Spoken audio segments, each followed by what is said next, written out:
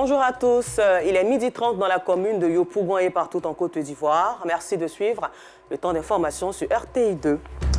À quelques jours des fêtes de fin d'année, commerçants automobilistes venus de partout convergent vers le marché d'Adjamé, une affluence qui rend la circulation très difficile. Et puis hors de nos frontières, situation calamiteuse au Soudan, le Conseil de sécurité des Nations Unies a déclaré hier vendredi être très inquiet de l'intensification de la violence dans ce pays déchiré par la guerre depuis le mois d'avril. Encore merci d'être des nôtres.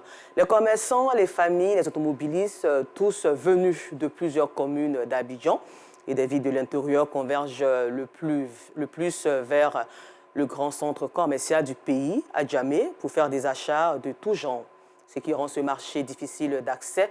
La pression s'est encore accentuée ces derniers jours.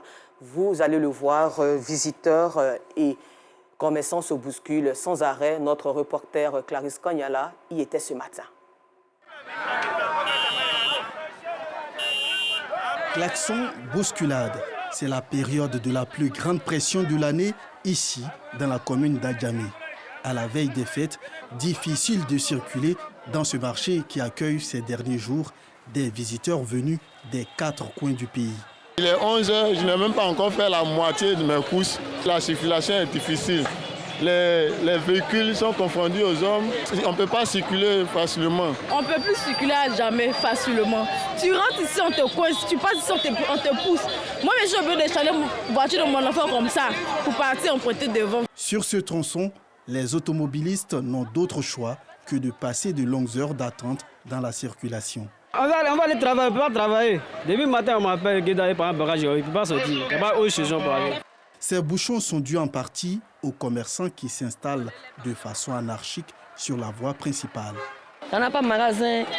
Bon, avec les voitures, on se lève, on se promène avec sur la route. On se promène avec sur la route. À la veille des fêtes de fin d'année, le trafic devient de plus en plus dense sur cette voie de la commune d'Adjamé. Et toujours dans cette même atmosphère, le Black Market ou le marché noir de la commune d'Adjamé, en plus de la vente de téléphones portables spécialisés dans la vente des articles en gros plutôt. Dans ce marché, on y trouve entre autres des vêtements, des chaussures, des appareils électroniques et des sacs. Ce marché est visité par plus de 1000 personnes par jour, ce qui permet aux commerçants de faire de bonnes affaires. Et Assit Andiara et Zietraoré y étaient. Dans la commune d'Adjamé, le Black Market ou le marché noir est réputé pour la vente des téléphones. Mais derrière cette étiquette se cache un marché de vente de plusieurs autres articles, notamment des vêtements, chaussures, sacs et appareils électroniques. Ici, Moussa Diallo est spécialisé dans la vente de vêtements pour hommes.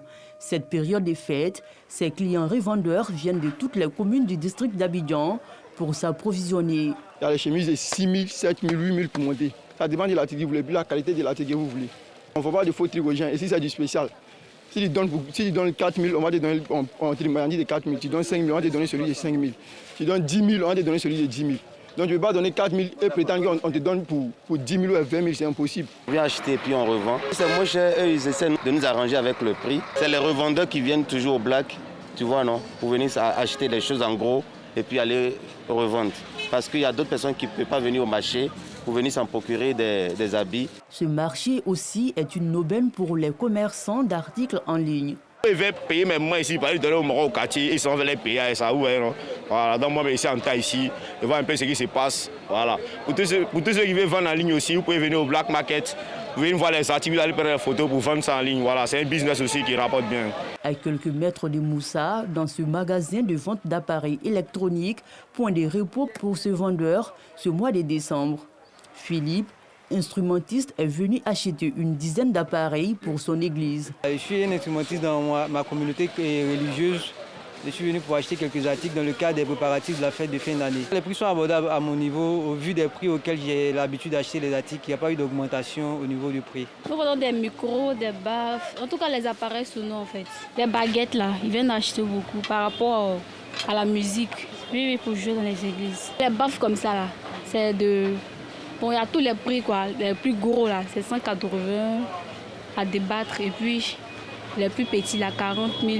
15 000 environ. Kassim, commerçant de sacs, exerce dans ce marché depuis 2021. Il y a certains qui sont au village pour acheter la marchandise pour aller revendre. Toujours dans le Black Market, ce magasin est spécialisé dans la vente des téléphones et des accessoires des télé.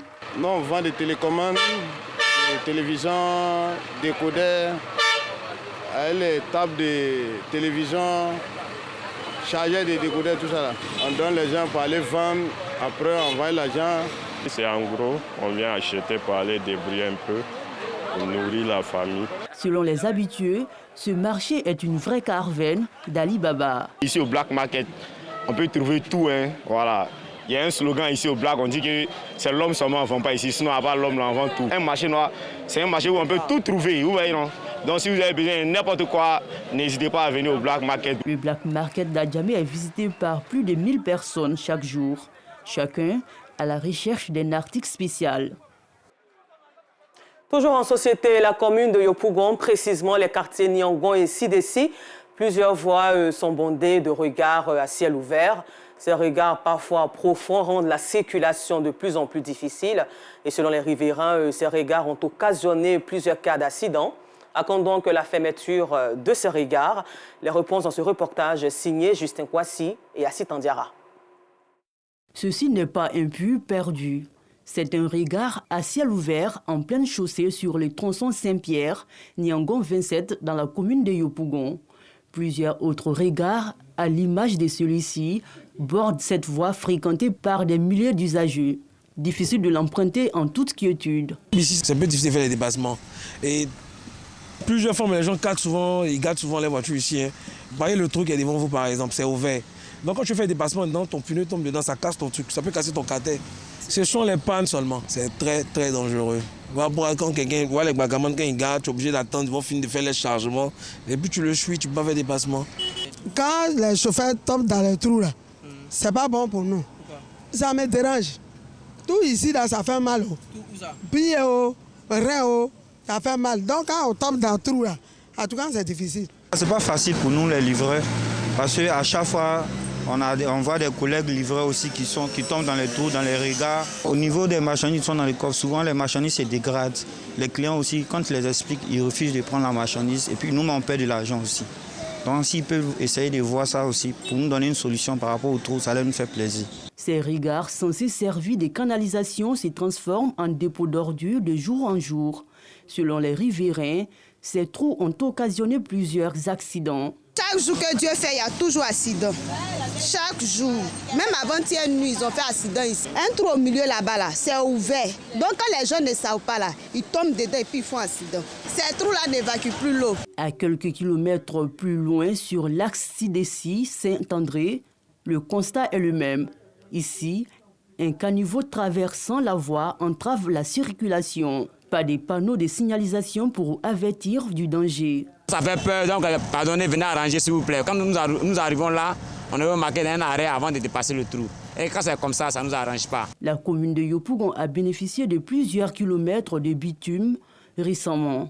L'entretien routier n'a pas suivi. Avec des fêtes de fin d'année, la circulation est dense, ce qui pourrait accroître les accidents et les embouteillages.